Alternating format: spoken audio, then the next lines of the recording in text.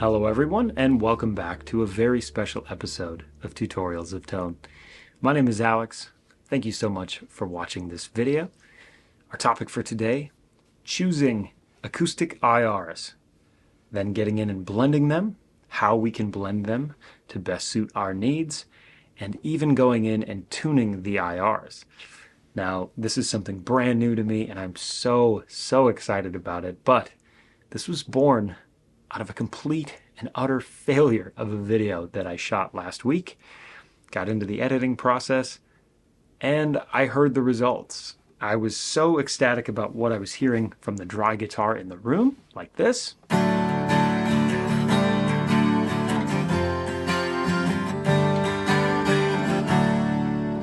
A full-bodied chimey sound from the Guild, and what I heard back in the recorded mix was this.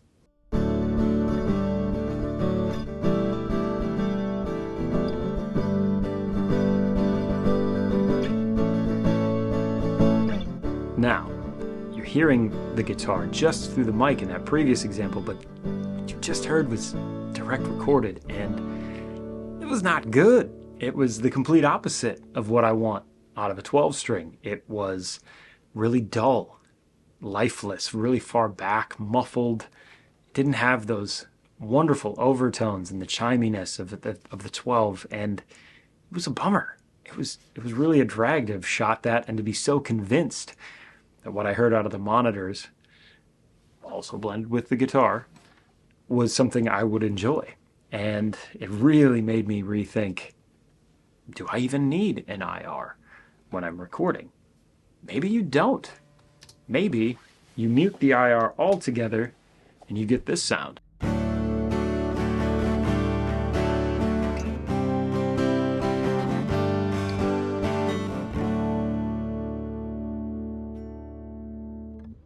Now that could be a sound you're happy with.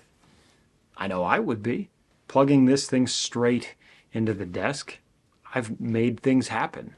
And you can go in and post and tweak things, but that's not what this video is about. This video is about choosing IRs and then mixing multiple IR sources together, some of the pitfalls that can come with third-party IRs, and tuning your IRs, which just changes the game. I'm going to take that to the electrics very soon.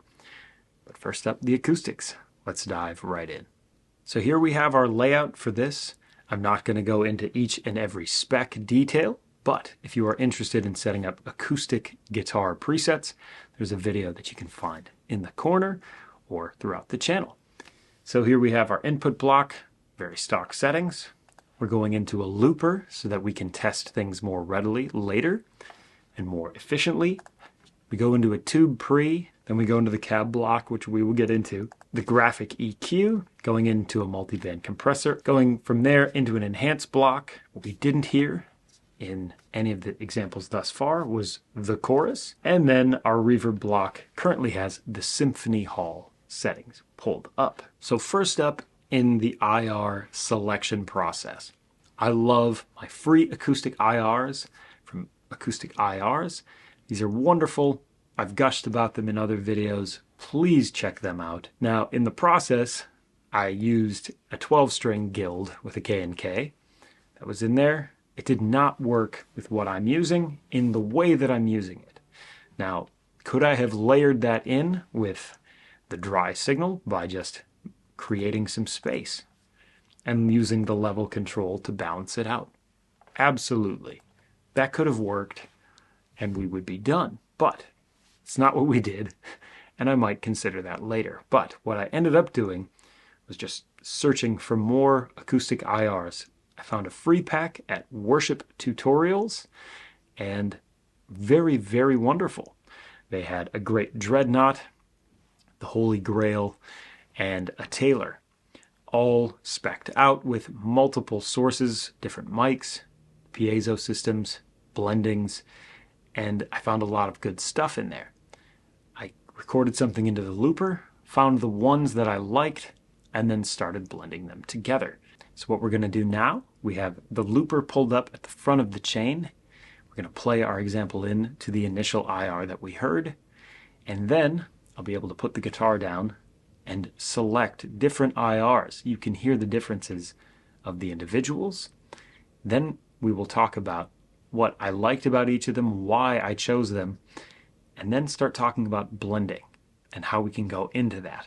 So here we go. Let's play this example in.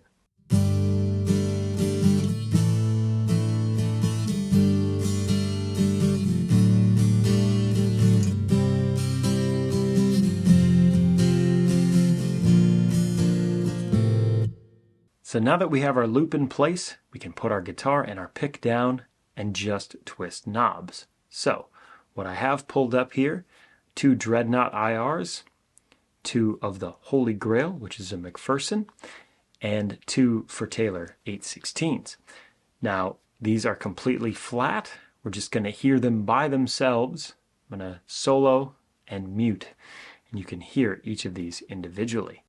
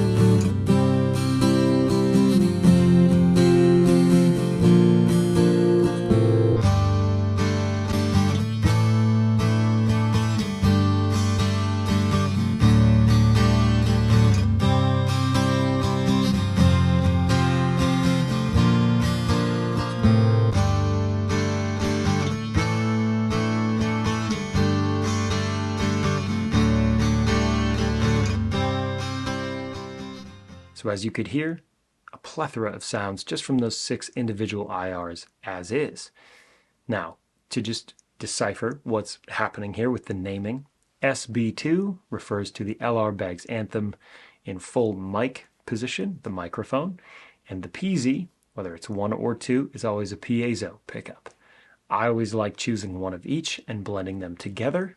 I feel it gets the best of both worlds of the guitar, but with the power of the Fractal, all the EQing, the tube pre, all that good stuff, you can really dial this stuff in to your liking very easily on an individual basis. So now that you've heard the individual options and the basic tones of each of those, we are now going to dive into blending tones, having multiple IRs together. And for this, for the first 3 examples, they're just going to be pairs of the same guitar system. So for channel A, we have the Dreadnought with an SB2 and a PZ2. For channel B, we have the Holy Grail, the McPherson guitar with a PZ2 and an SB2. For the Taylor 8/16, we have a PZ2 and an SB3, which is a blend within the SB1 and SB2 between the 2 different settings within the LR Bag's anthem system. And then we will get to channel D, which is actually blending the Dread 35 and the Holy Grail. One is an SB2 and one is a PZ2. These were my favorite sounds in each category. And when we get there, we'll talk about a very important thing that you may want to consider.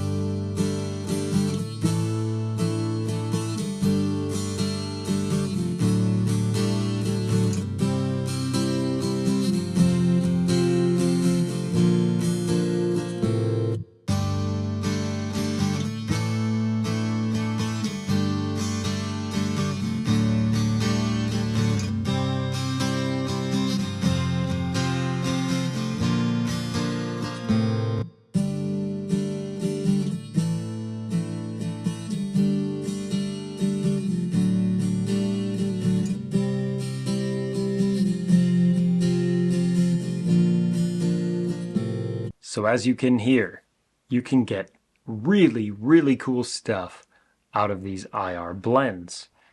For the Dreadnought, I took the PZ, the mic sound, brought it down 6 dB and rolled off 60 Hertz. We will get into the preamp tab momentarily. For the Holy Grail, the McPherson, all I did was add a low cut to the piezo just to get a little bit of that low end. We can really maintain a nice crisp attack out of the piezo. This had a great shimmery vibe, really brought out the trebles in the guitar. For the Taylor, we just had a 60 Hertz low cut as well to really bring out the highs of that system. Now, when we get to channel D, you might notice that it didn't really sound all that great. These are my two favorite examples, and when we isolate them, they sound wonderful.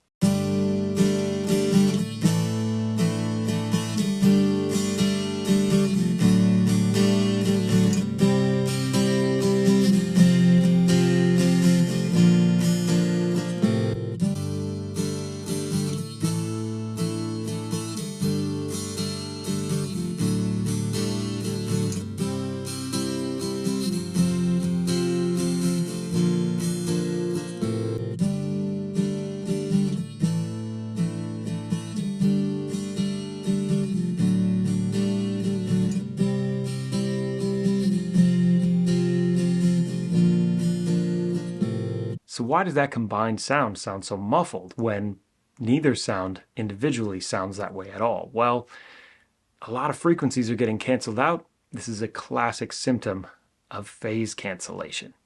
You can check this out in the Align tab. The Dread looks very simple.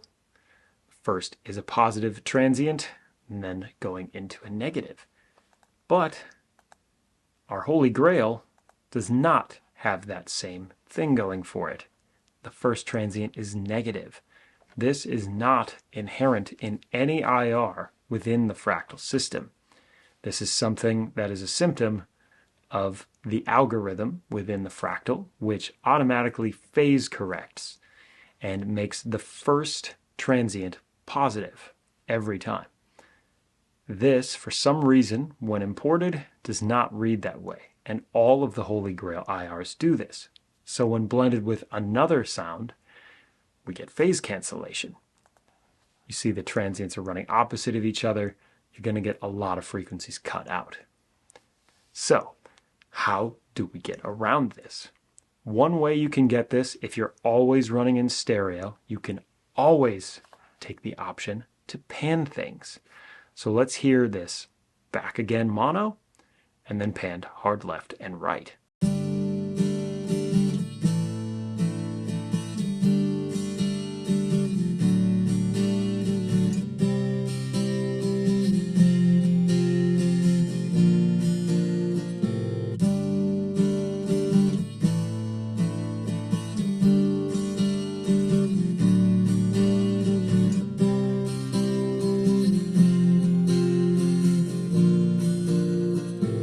So as you could hear, within the stereo field, this can work. However, it only works if you're in true stereo and you're always in stereo and your listener is always in stereo. If you ever sum to mono in any way, you're going to get that phase cancellation. So this is really only a temporary solution or a partial solution. The other thing that you have to consider is that the levels of each IR may be different because of being third party and also the inherent frequency content within each IR. So the Dreadnought was significantly louder. So as we panned, when we initially panned, we were 5 dB hotter on the Dreadnought side.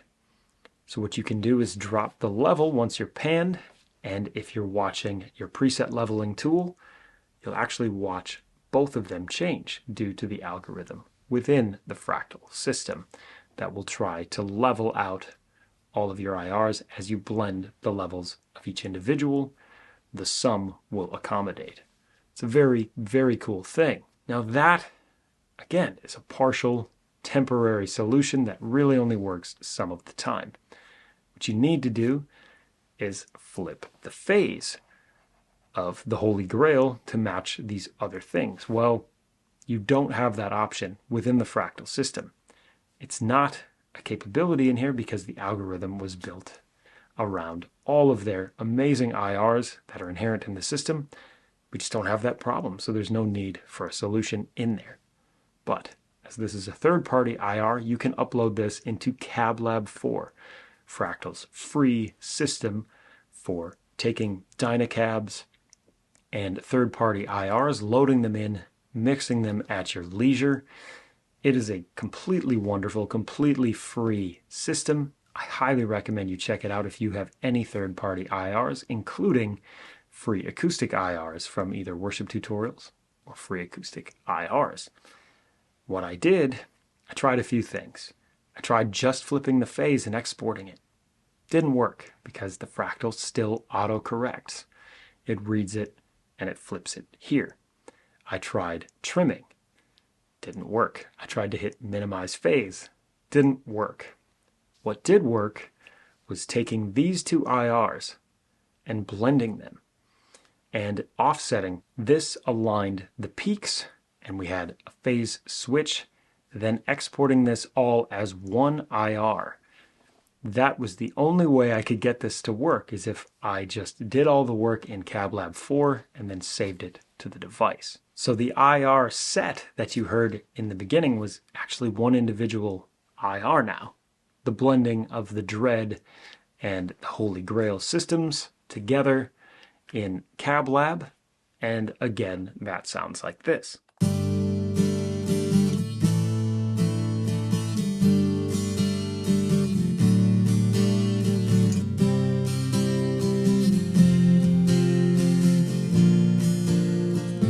It worked. All of the frequencies are there. We're in mono yet again, and everything is glorious. Now that is one of the solutions that you can get if your IR happens to be out of phase, wherever you get it from. This can happen. It's very rare, but it can happen. And if you really like the sound of two individual IRs, don't be disheartened. Know that there is a solution, and you can do that with CabLab 4, the wonderful and wonderfully free system from Fractal Audio. And now for the moment I've been waiting for. Tuning your IRs. What we've been hearing so far is actually a tuned IR.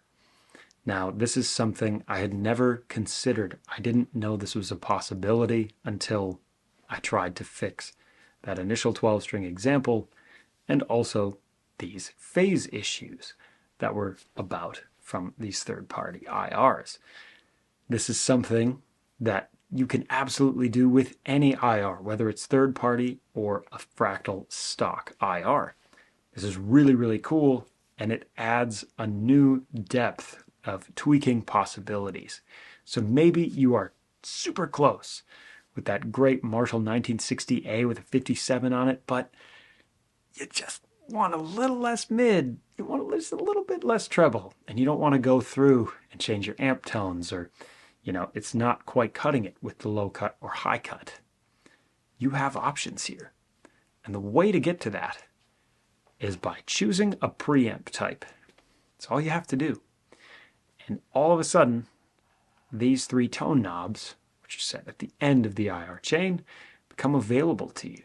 It's very cool. You don't have to engage the drive or saturation to make these work. And in order to A/B these, all we have to do is turn on and off the preamp type. So what I'm going to do, I'm going to go to one of our initial IRs. We're going to find one with a lot of tweaks. There we go. This is the Holy Grail set. Really great chimey high end, but as you could hear, it didn't really have a ton of low end. It actually had less before we started. So we're going to hear with all of the tweaking and then without. Here we go.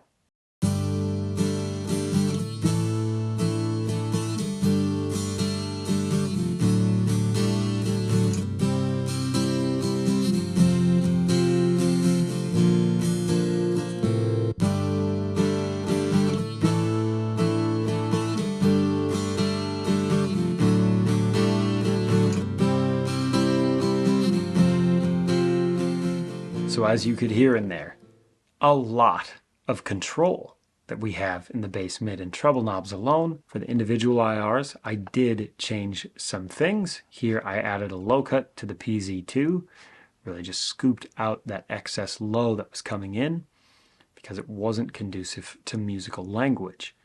This is something to consider. So for our final example, we're going to go through with our worship tutorial acoustic blend 1, which is the Holy Grail and the Dreadnought, the piezo and the mic systems combined.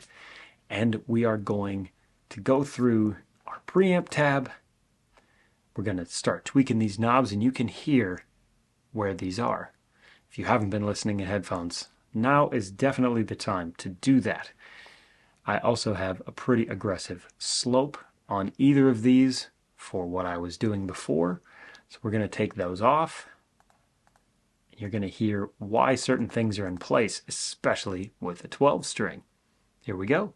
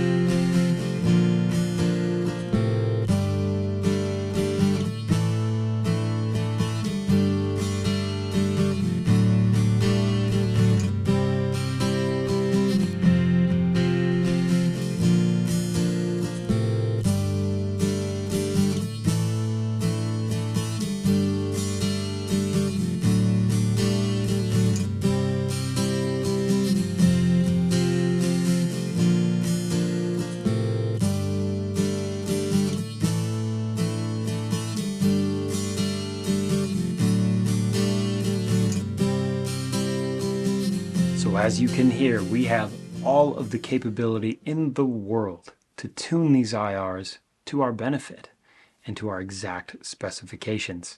This is just within the cab block. You could also tweak a graphic EQ, parametric EQ, the preamp going into it, the high cut and low cut on each individual IR. You can do panning. You can have proximity, which has the proximity bass effect. You can bring that in to add some more low end and some more oomph, like a speaker. If you really wanted to, you could get some drive and saturation for acoustic IRs. Not altogether necessary, but there's a lot of stuff here. And so if you're not happy with the IR that you have, just kind of assess and analyze what you're not happy about, and is it fixable? Well, as you could hear here, for a 12 string, getting that high shimmer, really important. Having body, important, less so. Those mids come barking out, and in a mix, it's nice to be heard with mids, but sometimes it's excessive. And when you're combining IR signals, that's usually where it stockpiles. The mid content is very heavy. It gets boxy.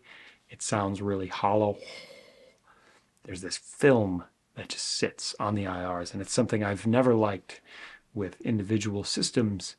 And so this coming to the rescue was a godsend. This was my favorite discovery of 2025 so far, and probably will be for the year. We're only to the end of February. So very, very cool. I was so ecstatic about this. Once you get the tone where you want it, make sure that you tune your level to make it at unity gain. And unity gain should be equal to unity gain when you turn the cab on and off, should you choose to not engage a cab IR. This is very important. If you're going for different sounds, you're testing things, you may or may not bypass this. You don't want to take heads off at any point or have the sound completely fall away. So Make sure you sit with your preset leveling tool, adjust the level as need be after you have this. Now, of course, if you're peaking in the red, take it down. But these acoustic IRs are very low in level. Don't be afraid to twist this knob. It's totally safe.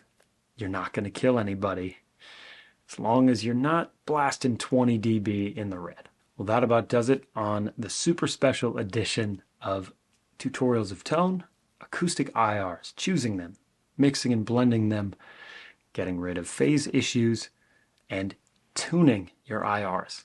This was such a revelation. I just had to talk about it, and I really hope you got a lot out of it. Of course, there will be another video on this with electric gigs and rigs coming up. If you liked this video, there are plenty more videos throughout the channel. There are other tutorials of tone, Fractal 101s, gear reviews, lessons, playthroughs, etc. Thank you so much for watching, and we'll see you all next time.